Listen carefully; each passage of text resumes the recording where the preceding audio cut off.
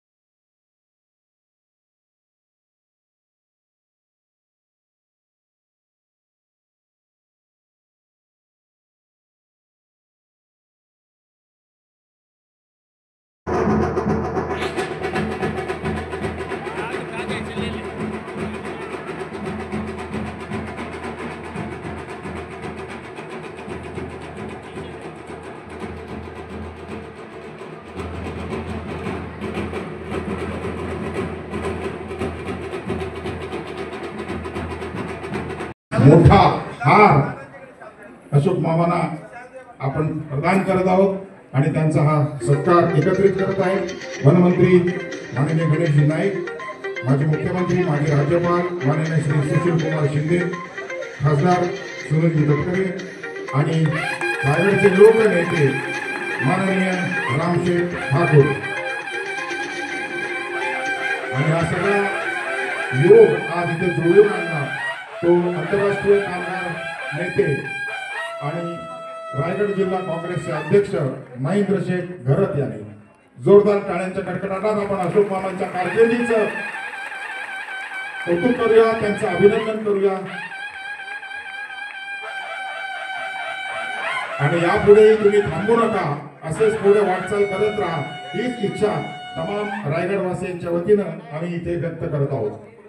कार्यक्रमासाठी आवर्जून ज्यांचा सत्कार आहे ते आपल्या सर्वांचे लाडके अभिनेते गेली 60 वर्ष 6 दशक जे मराठी चित्रपट सृष्टीमध्ये सिनेसृष्टीमध्ये नाटक आणि सिरियलच्या माध्यमातून ज्यांनी काम केलं ते अशोकराव सराफ यांना पद्मश्री मिळाल्याबद्दल आपल्या सर्वांच्या वतीनं आजचा सत्कार आहे। जोरदार स्वागत दोघांचं करूया। निवेदिता ताई सुद्धा आलेले आहेत। त्याच्याबरोबर त्यांचा जसा 6 दशकाचा प्रवास आहे तसाच हे आमचे इथले जे स्थानिक नेते आहेत गणेशजी नाईक साहेब,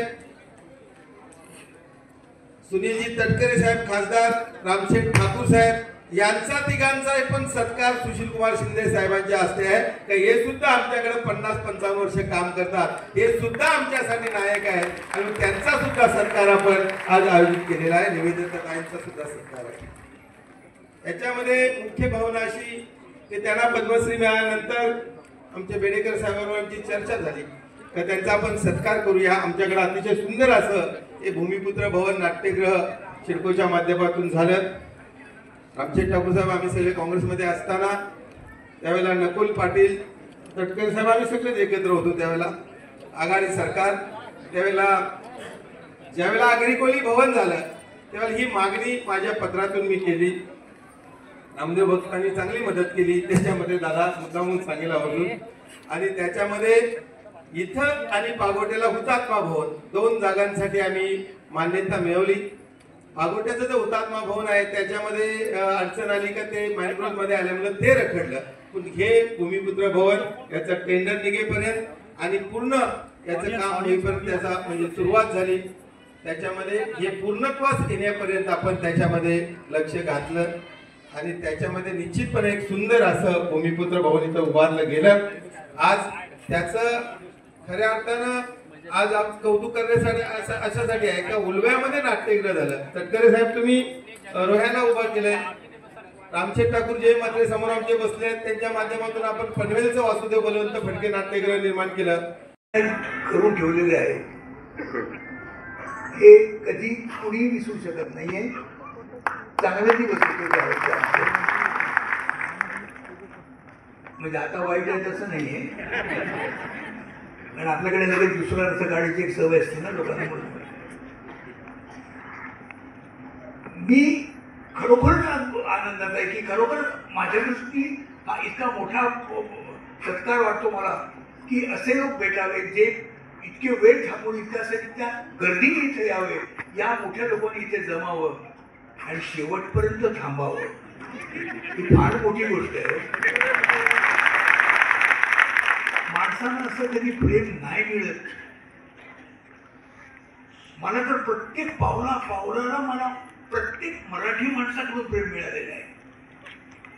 पण मी कुठल्या शब्दात ते सांगू आणि कुठल्या शब्दात ते व्यक्त करू हेच मला कळत नाहीये. महाराष्ट्राच्या कुठल्याही कोपऱ्यामध्ये जाऊन तुम्ही फक्त माझं नाव म्हणा, ओळखलं नाही असं नाही होत. काय तेवढी मोठी गोष्ट आहे होईल. किती किती मी भाग्यवान आहे बघा. हे असं सगळ्यांच्या आयुष्यात नाही मिळत. मला मिळालं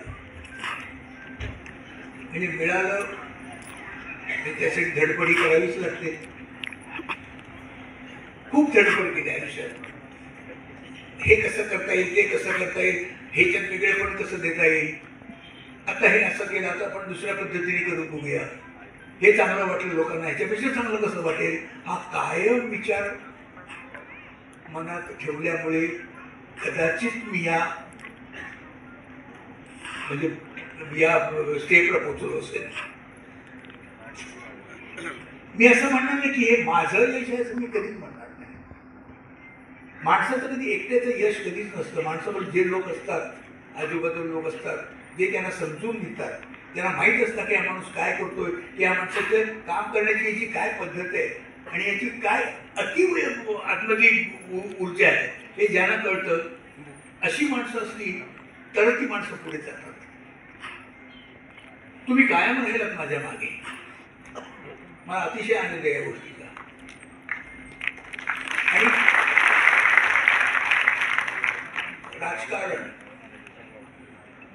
राजकारण आमचा पंथ नाही. राजकारण माहित नाही काय येते. राजकारणात मधलं काही समजत नाही. राजकारण कधी केलं नाही म्हणजे समजतही नाही. आणि माझ्या जे कार्य आहे, माझं कार्याचं जाता जे आपण काय म्हणतो ना कार्य म्हणजे सांस्कृतिक जे कार्य आहे याच्याही मध्ये कधी राजकारण नाही केलं. एक स्ट्रेट सरळ साध्या सरळ एक अतीव इच्छा बाळगणारा की आपण काहीतरी लोकांना द्यायला पाहिजे, काहीतरी लोकांकडून सतत हसत ठेवलं पाहिजे. मला बघितल्यानंतर त्यांचा चेहरा हसरा व्हायला पाहिजे ही एक अतीव इच्छा असते. आणि हे मी केलं पण त्याचं उत्तर तुम्ही दिलं. त्यामुळे मी तुम्हाला जास्त महत्व देतो. मी कोणीच नाही.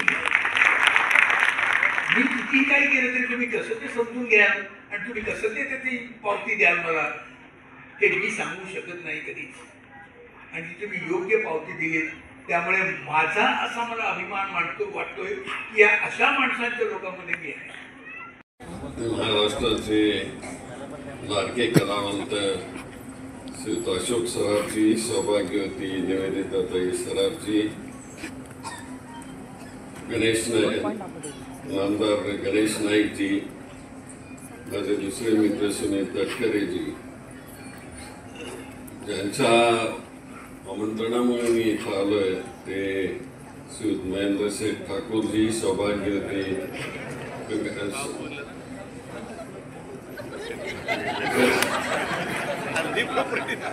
घरात सौभाग्यवती शुभांगीताई घराची, संस्थेचे सर्व पदाधिकारी. आता ते सगळ्या शेठ लोकांमध्ये फिरतात म्हणून घरात सोडून मी शेठ असतो. आता ते खरे शेठ ते म्हणतात ते आहेच ते शेठ, म्हणजे आपण म्हणायला हरकत नाही. असो, आज अशोक सराफजींचा इथं सत्कार आपण आपल्या संस्थेतर्फे आयोजित केला आणि मला आमंत्रण केलं. मी हा सगळा परिसर 1974 पासून, मी मंत्रिमंडळामध्ये आल्यापासून इथं काहीच नव्हतं तेव्हापासून इथला हा प्रदेश बघतो. माझ्या डोळ्यासमोर हा सगळा प्रदेश वाढला आणि बघता बघता इथे एवढ्या मोठ्या इमारती झाल्या, संस्था उभ्या राहिल्या आणि इथला गरीब माणूस देखील प्रचंड श्रीमंत झाला, यामध्ये कुठल्याही प्रकारची शंका नाही. आणि हे नुसतं असा श्रीमंत झाला नाही, त्याच्याकरता लढा दिला आणि त्या लढ्यामध्ये मला डी.बी. पाटलांचं नाव घेतलं पाहिजे.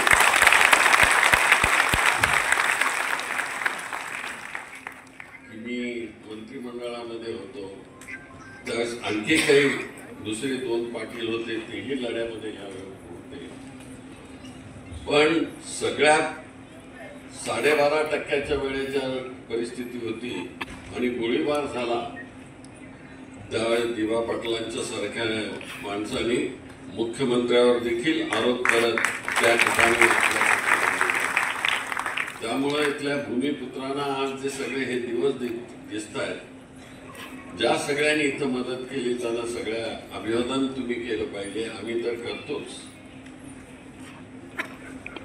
तर अशा ह्या कष्टातून उभी राहिलेल्या भूमिपुत्रांच्या वतीनं आमच्या मामांचा सत्कार होतो. मामा म्हणजे महाराष्ट्राचं हृदय आहे. ते हसवतात, कधी कधी नेहमी हसवत असतात, पण कधी कधी रडवतात. आता आजच टेलिव्हिजनवर एक पिक्चर लागला होता, असो आपलं.